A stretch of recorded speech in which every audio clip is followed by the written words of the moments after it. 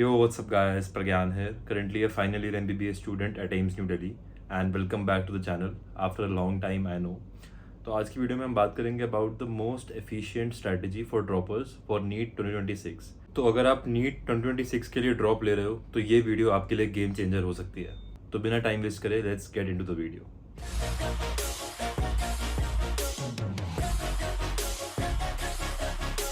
तो इस वीडियो में हम बात करेंगे एक सॉलिड, प्रैक्टिकल और रियलिस्टिक स्ट्रैटेजी की, और सबसे इंपॉर्टेंट जो मिस्टेक्स आपको अवॉइड करनी है। एंड वीडियो को एंड तक ज़रूर देखना, क्योंकि एंड में है एक स्पेशल टिप जो आपको पूरे दिन मोटिवेटेड रख सकती है। सबसे पहले, ड्रॉप लेना कोई गलत डिसीजन नहीं है, बट इस बार आपको अपनी सारी डिस्ट्रैक्शंस को हटाना पड़ेगा और अपना 100% फोकस प्रिपरेशन पर शिफ्ट करना पड़ेगा, तभी कुछ हो पाएगा। सबसे पहला and the most important step is आपको अपनी मिस्टेक्स का इन डेप्थ एनालिसिस करना पड़ेगा जो आपने नीट 2025 एग्जाम में करी है, and also the mistakes which you have done during the preparation of the exam. And first and foremost आपको इन मिस्टेक्स को रेक्टिफाई करना पड़ेगा, एंड उसके बाद ही हम आगे बढ़ सकेंगे। Now the next question is कि क्या हमें पार्शियल ड्रॉप लेना चाहिए या फिर कंप्लीट ड्रॉप। तो यार, आई वुड से कि partial drop is not an option. अगर आपको अपने नाम के आगे वो डॉक्टर वर्ड चाहिए and you want to achieve your goal, तो आप एक साल अच्छे से प्रिपरेशन करो, you take a complete drop and अपने आपको पूरा अच्छे से झोंक दो प्रिपरेशन में, then you will definitely see the results. So the next question is, क्या हमें कोचिंग लेनी चाहिए या फिर we should do self study in this 1 year.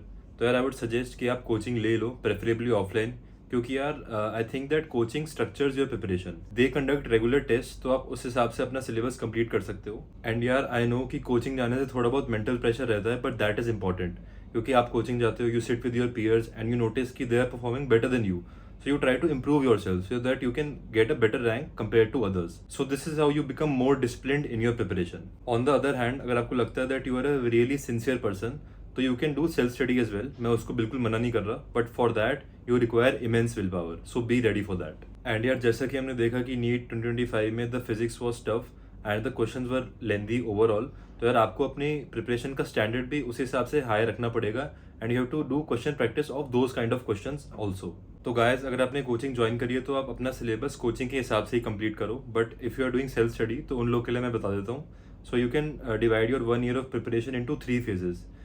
The first phase is from May to December, then second is Jan and Feb, and the third phase is March and April. Guys, आगे बढ़ने से पहले अगर हम NEET 2025 की बात करें तो हमने मेजरली 2-3 बड़ी इश्यूज फेस करे। फर्स्ट इशू है कि the paper was beyond NCERT, तो यानी कि हमें एनसीईआरटी के बियॉन्ड भी पढ़ना पड़ेगा। Secondly, physics was really tough, हो सकता है अगले साल बायो टफ हो या केमिस्ट्री टफ हो, so we have to prepare for the worst. Third चीज़ है कि हमें ज़्यादा से ज़्यादा क्वेश्चन प्रैक्टिस करने पड़ेंगे, ताकि अगर पेपर कितना भी डिफिकल्ट क्यों ना आ जाए, वी विल बी प्रिपेयर्ड। तो मेरी कुछ दिनों पहले अनअकैडमी वालों से बात हो रही थी, तो उन्होंने मुझे बताया कि कैसे आने वाले फिनिक्स बैचेस में वो इन सब चीज़ों को सॉल्व कर रहे हैं। तो इंडिया की बेस्ट नीट एजुकेटर्स के साथ आपको केवल 4999 में टाइटन, जवाब और कोटा एक्सप्रेस बैचेस का एक्सेस तो मिल ही रहा है, और साथ ही साथ एनसीईआरटी प्लस प्लस, जहां सिर्फ एनसीईआरटी नहीं बट उसके बियॉन्ड जाकर टफ क्वेश्चंस भी सॉल्व करेंगे daily, keeping in mind the NEET 2025 physics paper. So concept सच में समझ आएंगे from the very start of the year. Secondly, Kota express का एक्सेस मिलेगा। एक्सप्रेस मतलब कोटा के टॉप एजुकेटर्स, ये वही लोग हैं जो नीट के टॉपर्स को पढ़ाते आए हैं। लास्टली, प्रैक्टिस क्वेश्चन सबमिट, जो कि होगा रोज रात को 11 to 12 PM। यहाँ 30,000 प्लस क्वेश्चन सॉल्व करेंगे of all 3 subjects along with your top educators like Seep ma'am, Rakshita ma'am, Anupam sir, Prateek sir, Anmol sir and many more. ये सब आपको मिलेगा फॉर 4999 ओनली, वो भी पूरे साल के लिए। अगर इस बार नो कॉम्प्रोमाइज मोड में हो, then seriously do check this one out. All the links are in the description, और अगर सही लगे तो अपने दोस्तों को भी जरूर बताओ। एंड चलो अब वीडियो पर वापस आते हैं।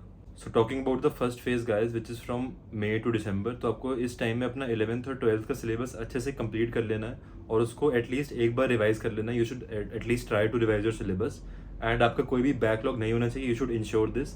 एंड साथ ही साथ you have to work on your weak topics, क्योंकि यार आपने ऑलरेडी 2 साल प्रिपेयर किए for the NEET exam, and आपने एग्जाम भी दिए, so you should definitely know your weak areas and you should work upon them so that they know longer remain weak for the upcoming exam. And अगर आपका syllabus दिसंबर से पहले ही complete हो जाता है, which is really good, so you should start giving mock test and practice a lot of questions, क्योंकि that's how you will learn the art of solving MCQs, and इससे आपकी स्पीड एंड एक्यूरेसी दोनों improve होंगी। Then comes the second phase, which is Jan and Feb. तो आपको इस time पर अपना पूरा सिलेबस रिवाइज करना है अच्छे से। तो अगर आप एटलीस्ट एक बार कर पा रहे हो, दैट इज़ फाइन, बट अगर आप 2 बार कर पाओ, that would be really good. Then comes the final phase, which is March and April. तो इस टाइम पर आपको भर भर के फुल सिलेबस मॉक टेस्ट देने हैं एंड आपको उसका एनालिसिस भी अच्छे से करना है।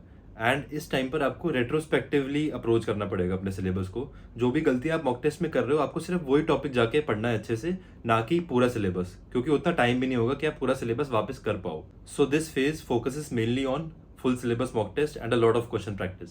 Now talking about your daily schedule या फिर टाइम टेबल, तो यार what I feel is that your time table is a very personal thing and वो आपको अपने हिसाब से खुद से बनाना चाहिए।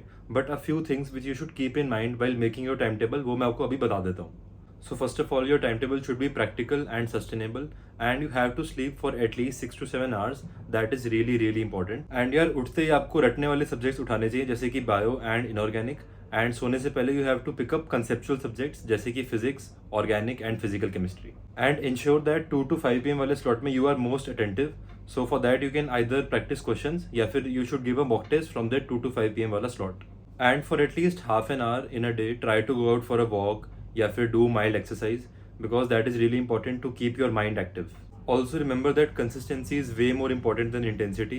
यानी कि अगर आप एक दिन 6 घंटे की सेल्फ स्टडी कर रहे हो, तो आपको अगले दिन और रोज एटलीस्ट 6 घंटे की सेल्फ स्टडी करनी ही करनी है। ऐसा नहीं कि आप आज 12 घंटे पढ़ो और अगले दिन बिल्कुल पढ़ो ही ना। So you have to maintain a schedule and you have to maintain consistency if you want to succeed. Now talking about the resources which you should use, तो यार for each and every subject आपको NCERT तो पढ़नी ही पढ़नी है and you have to read each and every line. आपको सारी लाइन एकदम बाय हार्ट याद होनी चाहिए, specially in bio and chemistry.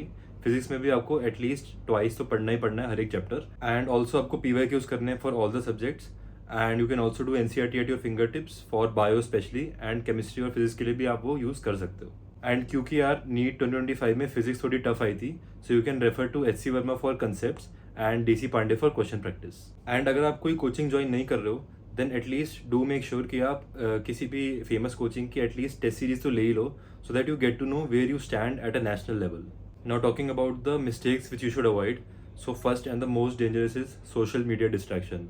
यानी कि जो आप इंस्टाग्राम में रील्स या फिर शॉर्ट्स स्क्रॉल करते हो, वो आपको नहीं करना है। क्योंकि when you start scrolling reels या फिर shorts, then dopamine is released in your brain and you feel like scrolling even more reels.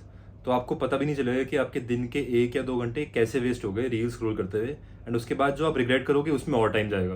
तो इससे बेटर है कि आप रील्स और शॉर्ट स्क्रॉल बिल्कुल ना करो। सेकंड मिस्टेक इज कि अब इस स्टेज पे आप कोई नई बुक, नई टीचर या फिर नई रिसोर्स से मत पढ़ो। जहाँ से आपने पहले पढ़ा था आप उसी को वापस रिवाइज करो। देन मॉक टेस्ट ना देना is a big mistake.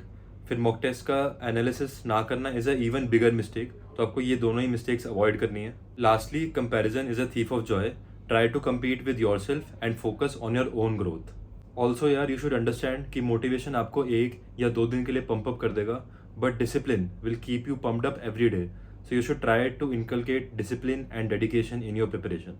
And रात को सोने से पहले you should analyse your day कि मैंने आज क्या क्या पढ़ा, क्या क्या टॉपिक कवर करे, मैं क्या क्या बेटर कर सकता था। And you should make a time table for the next day before you sleep. ना कि तुम अगले दिन उठ रहे हो, फिर टाइम टेबल बना रहे हो, उसमें 1 घंटा वेस्ट कर रहे हो। तो इससे अच्छा है कि आप रात को ही अपना टाइम टेबल बना लो, ताकि जब अगले दिन आप उठो तो आपको पता हो कि मुझे आज क्या क्या करना है, and you are completely streamlined with your approach. And यार याद रखो कि NEET is not just an exam, ये एक जर्नी है, और अगर आपने डेडिकेशन के साथ अपना ड्रॉप ईयर निकाला तो रिजल्ट ज़रूर मिलेगा। And finally, don't forget to take care of your health, that is the most important thing. अगर आपने ये वीडियो एंड तक देखी, then do comment down that this time I will make it count, so that whenever someone likes your comment, you are reminded of your goal, which is to make your parents proud. So yeah, that's it for the video. मिलते हैं अगली video में। Signing off. Bye bye.